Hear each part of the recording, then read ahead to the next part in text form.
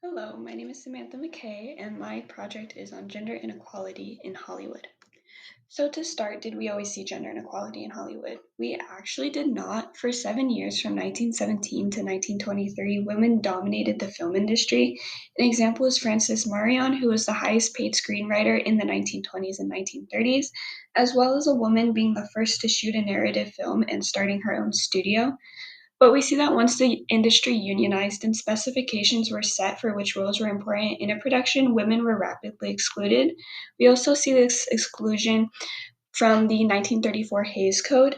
These codes prohibited profanity, suggested nudity, graphic and realistic violence, sexual persuasions, and rape. They also created rules around the use of crime, costume, dance, religion, national sentiment, and morality. We see someone who studied this code say that when this code was created, they kind of just assumed that the audience was purely white males. So when it comes to gender inequality for my project, I focused on three main aspects. The first one going into the pay gap between men and women in the film industry. So there are many different types of studies and results found when it comes to studying this pay gap, but all of them do see a pretty dramatic pay gap between men and women. So the conversation found a 45% gap, the average salary for women being 6.6 million while men being 11.9 million.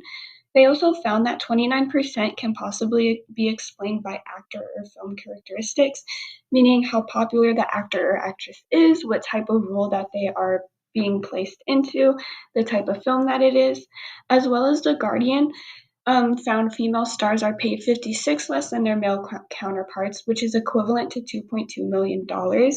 They retrieved film data from IMDb and Box Office Mojo websites, which track revenues, and they also factored in the stars' past success, their popularity found from Twitter, and awards that they have won in the past. The researchers also found that the pay gap was about the same in 2015 as it was in 1980. So we didn't see a drastic change or anything improving between that time period. While we do see this pay gap, we have been seeing a lot more of actresses and even actors fighting for their female counterparts for this equal pay. Charlize Theron fought for equal pay for her work in the sequel to Snow White and the Huntsman, saying, quote, "Girls need to know that being a feminist is a good thing. It doesn't mean you hate men, it means equal rights."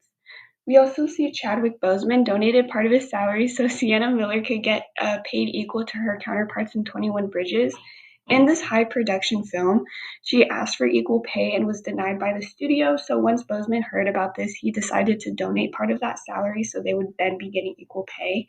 In both of these examples, we really see the feminist sociology taking play. Both of them are fighting for these underrepresented groups, especially for the factor of the underpay for women and trying to get that equal pay and trying to make more of a difference. The second factor that we see is female versus male representation in films.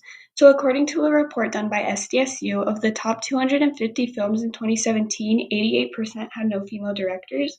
We also see that girls and women are twice as likely as men and boys to be shown in sexually revealing clothing. Women comprised 12% of the protagonists in the top grossing films in 2014. And then a big thing we see with this casting is gender norms in films.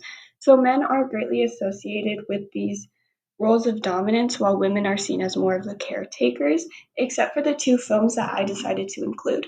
So in The Hunger Games, she is the main character and she does represent dominance and strength in the film. She is seen as the caretaker of her family, which is usually seen as a male role.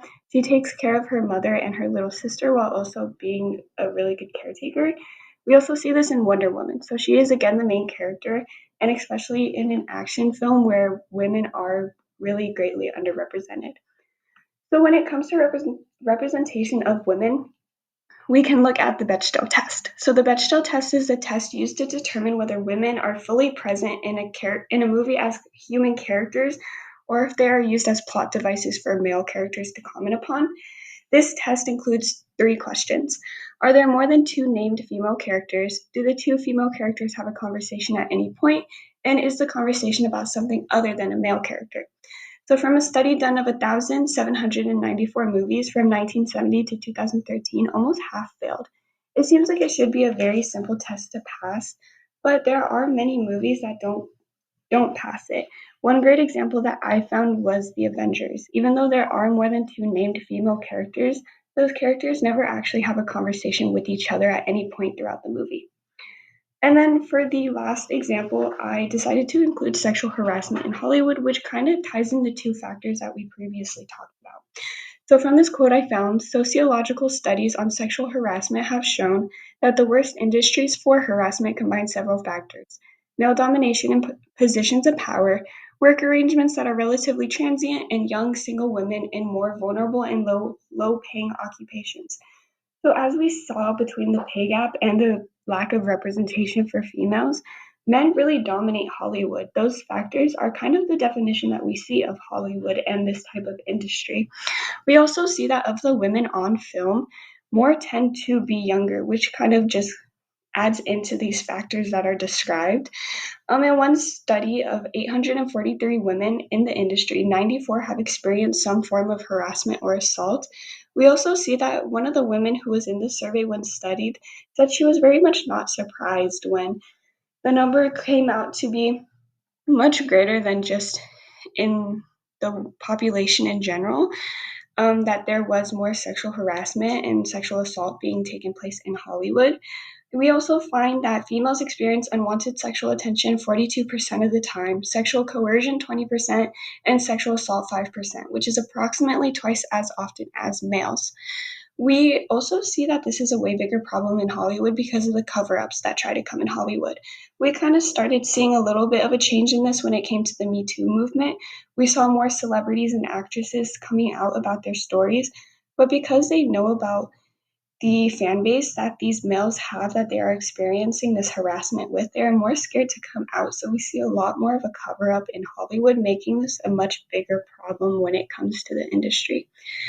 So with these three examples, even though in the past couple of years we are starting to see a little bit of a change, we are starting to see improvement, there is still a lot more that can be done to help end the gender inequality, or at least make it a lot less, so that women are getting this equal pay and they are getting more representation in films that we see. So that was my presentation. Thank you.